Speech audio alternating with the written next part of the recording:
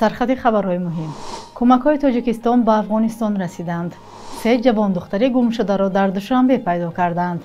فروم 18 گفت شیعه مذهبان در سمرقند تعقیب می‌شوند.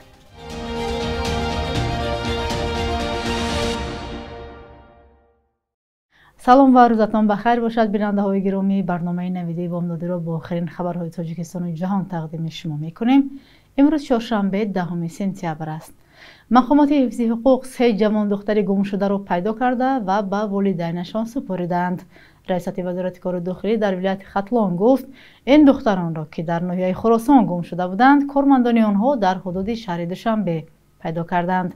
خبر گم شدن این 3 جوان دختر آخر هفته گذشته در شبکه‌های اجتماعی راه یافته بود. نزدیکان آنها با گذاشتن عکس و نوار از مردم خواستند که برای پیدا نمودن دختران کمک کنند. مقامات میگویند زهرا و سومن 16 و 17 ساله خوانندگان صنف‌های 10 و 11 روز 4 سپتامبر برای گرفتن درس به مؤسسه تعلیمی رفته به خانه برنگشتند. به اطلاع منبع آنها با نفر سیوم نازیه یورزاده 18 ساله ساکن دیگر ناحیه خراسان همراه شده هر 3 نفر به در غیب زدند. مقامات از این بیشتر جزئیات ندادند. معلوم نیست که چگونه آنها از ناحیه خراسان به دوشنبه آمدند و چرا دوام چند روز با والدین در تماس نبودند. تنها در ماه اپریل امسال پلیس شهر دوشنبه خبر گم شدن 10 نورست را نشر کرد. هرچند بعضی از آنها با گذشت چند روز یافت شدند، سبب بینشانی آنها گفته نمی شود.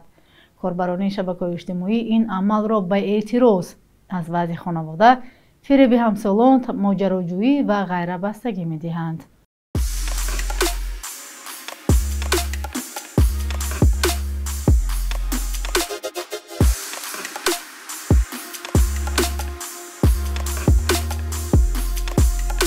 همه چیزی که میخواهند و میخواهید در اینجا هست. تازه ترین اخبار، گزارش های ویدیویی، شرح حادثه و تحقیقات ژورنالیستی. زمینه رادیو آزادی را نصب کنید و همه این را با انگشت زدن به تلفن هوشمند خود به دست بیارید.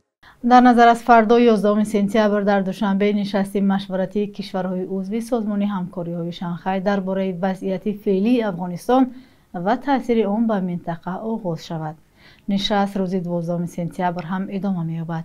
خبرگزاری روسیه ریا نووستی بر نقل از نورلان یرمکبایف دبیر کلی این سازمان نوشت که موضوعهای کلیدی این نشست مسائل چون چالش‌های امنیت و مبارزه با تروریسم، ضمانت‌های امنیتی، رشد پایدار و مناسبت با مقامات افغانستان خواهند بود. به گفته یرمکبایف همچنین مسائل دیگر چون چالش‌های اجتماعی و حقوق زنان بررسی خواهد شد.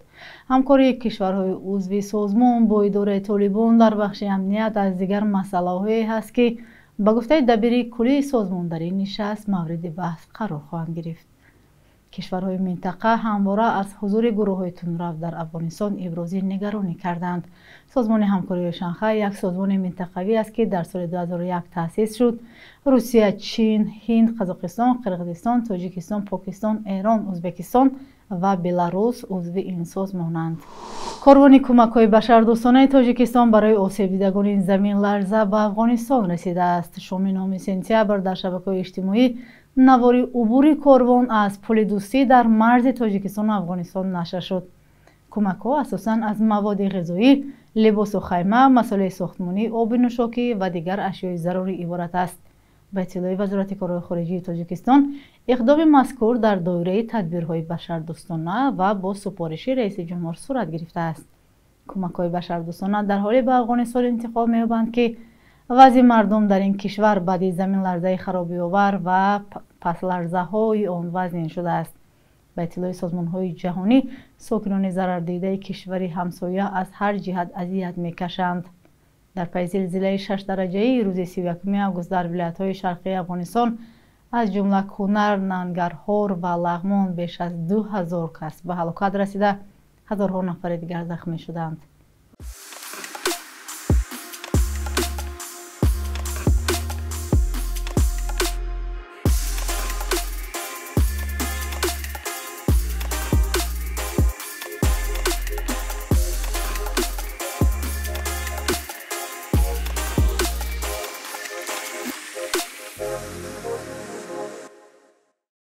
فروم 18 یک سازمانی که مسائل حقوق دینی و مذهبی را انعکاس می‌کند گفته است که ماموران پلیس ازبکستان هفته گذشته 6 مرد شیعه مذهب را در سمرقند بازداشت کرده برای بازپرسی بردند.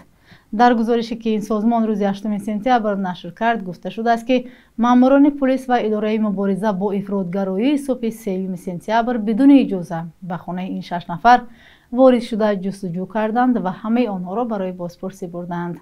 چند از ساکنان محله به فروم 18 گفتند که همه این افراد بعد مدت کوتاهی رها شدند. در بین آنها 3 نفر بودند که ماه می هم برای اعتقاد دینیشان بازداشت شده بودند. به نوشته سازمان جماعت‌های دینی در ازبکستان بدون ثبت رسمی اجازه فعالیت ندارند و اجرای آیین‌های دینی به طور دست جمعی غیر قانونی است. فروم 18 میگوید مقامات ازبکستان به تقاضاهای به تکرار این سازمان برای شرح این قضیه ها جواب ندادند. بخش یک روز تاریخ از مهمترین تحولات تاریخی برای امروز خبر می‌دهد.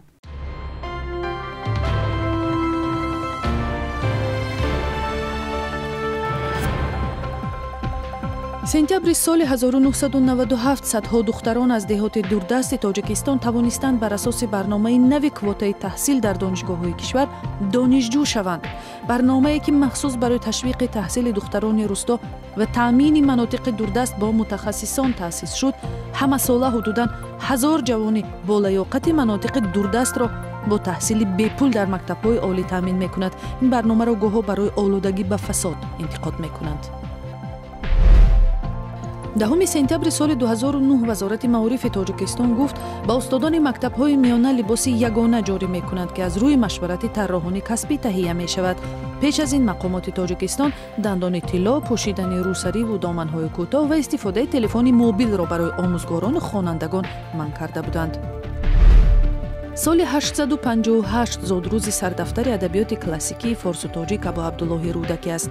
10 سپتامبر سال 2008 به این مناسبت با شرکت پرزیدنت امام علی رحمان در دهه پنجرود مقبره تازه ساخته شده آدم الشعرا افتتاح شد که در آرامگاه شاعر به مناسبت جشن 1150 تولد رودکی ساخته شده است. مؤلف قصیده شکایت از پیری و بویجوی مولیان زندگی پرپیچ و تابی را در نزد دربار سامانیان پشت سر کرده هزارها مصرع‌های بلند شعری از خود به یادگار گذاشته است. بخشی بزرگ آثار او نابود گشته تا حال اشعارش از بایگانی و خزینه ها کشف می شود. بانک ملی قرب اسعار خارجی را برای امروز چنین تعیین کرده است: 1000 روبل روسی برابر است به 116 سومانی، 100 یورو به 110 سومانی و 100 دلار 946 سومانی. بینندگان گرامی، اکثر شما از فرق میان قرب مقرر نموده بانک ملی و قربی که در بانک ها عوض یا روان میکنید پرسان میشوید. قربی که شما در این برنامه میبینید قرب مقرر نموده بانک ملی است و از بانک های تجاری فرق میکند.